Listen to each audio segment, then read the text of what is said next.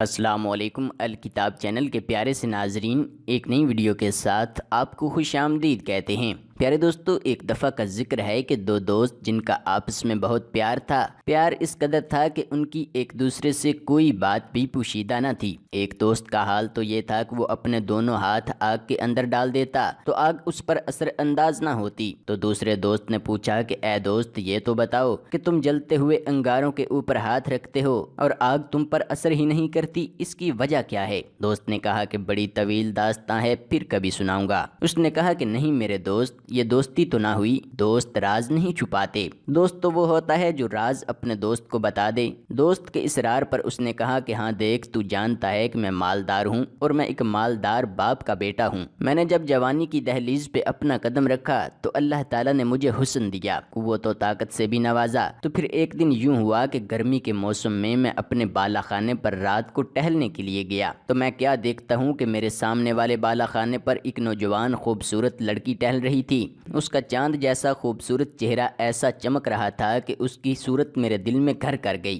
مجھے اس سے پہلی ہی نظر میں لازوال محبت ہو گئی، میں اس کی رعنائی کا اسیر ہو گیا۔ میں اس لڑکی کے قریب گیا اور اس سے بولا کہ اے لڑکی، میں تمہارے قدموں میں دولت کے انبار لگا دوں گا، مگر جو میں چاہتا ہوں تم وہ کر لو۔ مگر خدا شاہد، اس لڑکی نے میری ایک نہ سنی۔ دن رات اور سال گزرتے گئے، یوں زندگی گزرتی رہی۔ حالانکہ یوں ہوا کہ میں نے کوئی دن کسر نہ چھوڑی اور کوئی رات ایسی نہ تھی کہ جب میں نے اس سے ملنے کی کوشش نہ کی ہو۔ میں اسے دولت کا لالچ دیتا رہا، مال کی لالچ دیتا رہا، میں نے کیا سے کیا ہر جتن آزمایا، ہر لالچ دیا، مگر وہ لڑکی تھی کہ ٹس سے مس نہ ہوئی، اس نے میری ایک بات نہ سنی۔ خیر دن گزرتے رہے اور اس کی ایک غریب گھر میں شادی ہو گئی، اس کے 3 بچے ہو گئے۔ ایک وقت ایسا آیا کہ ہمارے علاقے میں قحط سالی ہو گئی اور میرے والد نے مجھ سے کہا کہ بیٹا، غریب بھوک سے مر رہے ہیں، تم کھانے پینے کا سامان غریبوں میں تقسیم کرو۔ میں بیٹھا ہوا تھا اور لوگوں کو کھانے پینے کی چیزیں تقسیم کر رہا تھا۔ اتنے میں ایسے ہوا کہ میں جسے چاہتا تھا وہ لڑکی بھی قطار میں کھڑی تھی۔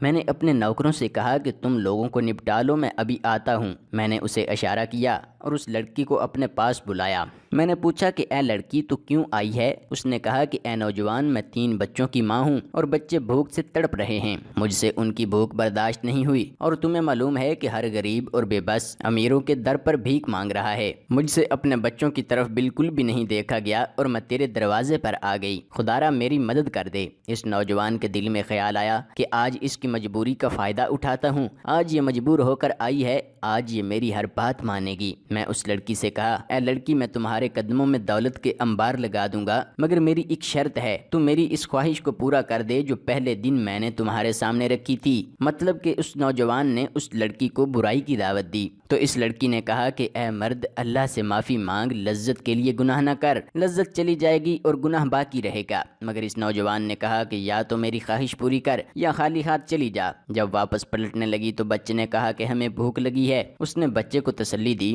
اور پھر بچوں کی طرف نہ دیکھ سکی، دوبارہ پلٹ کر اس نوجوان کے پاس آئی اور کہا کہ اے نوجوان، رحم کرو۔ اس نوجوان نے غصے سے کہا کہ میری خواہش پوری کرو ورنہ تمہاری مدد نہیں ہو سکتی۔ جب تیسری دفعہ مڑی تو بچے نے کہا کہ اے ماں، یا تو کوئی کھانے کا انتظام کرو اور یا ہمارا گلا گھونٹ کر ہمیں مار دو۔ اس لڑکی نے سوچا کہ میں چلی جاتی ہوں اور گناہ کر لیتی ہوں، بعد میں اللہ سے معافی مانگ لوں گی، بچوں کی جان تو بچ جائے گی۔ اب وہ اس نوجوان کے کمرے میں آ گئی اور اس سے کہا کہ اے نوجوان، خدا کے لیے رحم کر۔ مگر اس نوجوان نے کہا کہ اے لڑکی، تو میری خواہش پوری کر دے، میں تمہاری خواہش پوری کر دوں گا۔ جب لڑکی کے منہ سے نکلنے لگا کہ میں تیار ہوں تو اس کے ذہن میں خیال آیا کہ آپ صلی اللہ علیہ وآلہ وسلم نے فرمایا تھا، جو اللہ کے ڈر سے گناہ چھوڑ دے تو اللہ اسے ایسی جگہ سے روزی دیتا ہے جس کا اسے وہم و گمان میں بھی نہیں ہوتا۔ پھر اس عورت نے اس نوجوان سے کہا کہ اے نوجوان سن لے، میں اپنے ایک ایک بچے کو مرتا، تڑپتا، بلکتا، سسکتا دیکھ سکتی ہوں، مگر کبھی اللہ کی نافرمانی نہیں کروں گی اور میں اس کی بار واپس بھی نہیں آؤں گی۔